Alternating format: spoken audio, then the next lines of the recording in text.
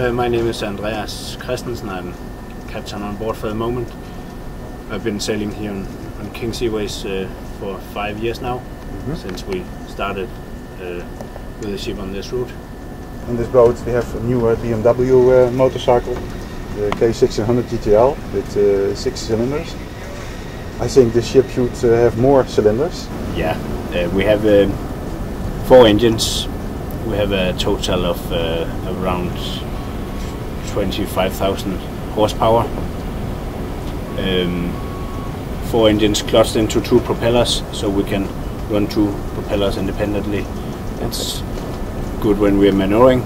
Of course, we are able to, if we have a damage on one engine, then we can take the trip on 3 engines. And under normal circumstances, then we have, due to the time difference on Holland and England, then we have 1 hour more sailing northward, sailing to Newcastle. And then we would normally be able to do it on 3 engines and do a more economic ride. Our average consumption for one trip is around 35 tons of fuel. I think our cheapest trip is around 32 tons of fuel today, where we have the wind against us. The sea is a little bit rough. Yeah. You can't really tell it's summer at the moment. No. So we expect something like 45, perhaps even 50 tons of fuel on this trip. Yeah, it's This is not a problem. No, a wind area of the ship is about 4,500 square meters. So if the wind is 15 meters a second on straight on the side, then it gives the same effect of a tugboat pushing with 50 tons on the ship side. So our limit is just about 15 meters a second. Today we had on departure we had 15 meters a second, but it was straight ahead. Okay. So we could move straight up in it, and then we took around the Ford Island in the port of IJmuiden and had a fine trip out, so we could do it without tugboats. Yeah. But if the wind today had been on the side, then we would have needed tugboats to assist us. Can you tell me, why should motorcyclists choose this route to England?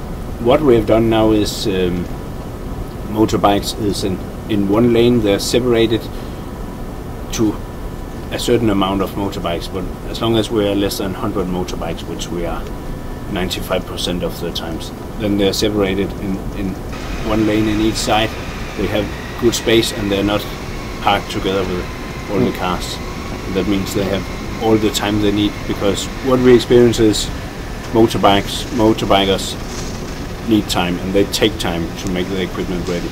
So they have all the time they need to blast the motorbike, to make everything ready. I see a lot of screens. Can you tell me shortly what's about it? This is more or less like the TomTom or the Garmin in your car. So we are down here, this black wing. The arrow shows our sailing direction, and then further from the TomTom we have AIS, that's automatic identification system. So all the other ships send out identification, so we can see out here we have 3 ships: Orange, Audacia and Aris. And we can see Orange is that's a platform, and then we have Audacia.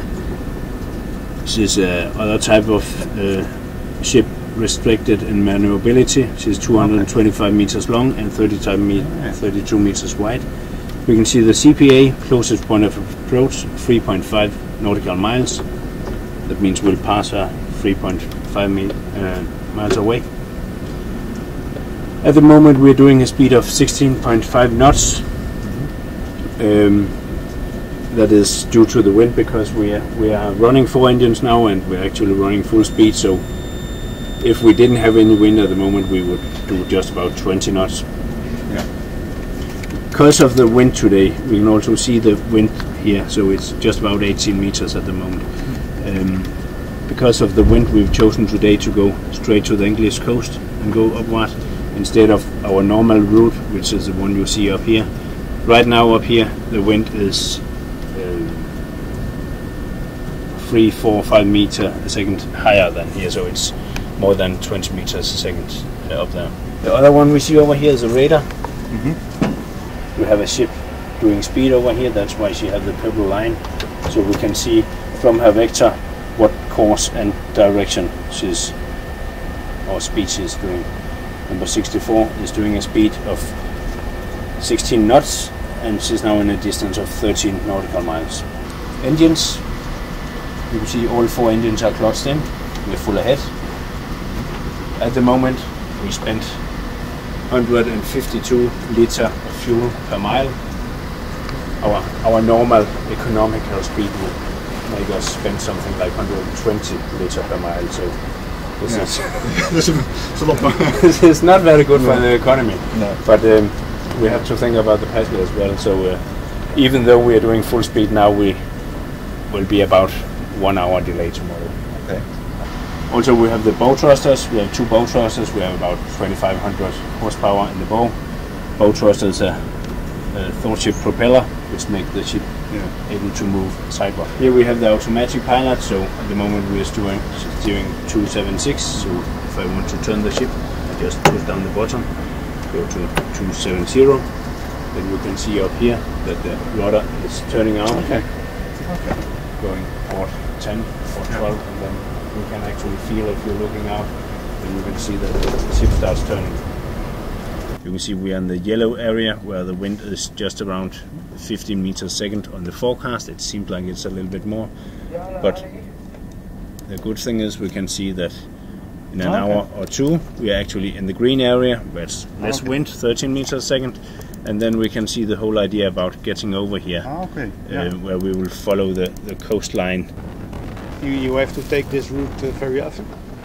No, I think it's perhaps 5 times a year. Oh, thank you. And not in summer.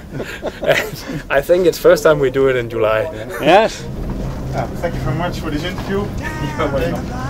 Nice to have you see everything here. Thank you very much.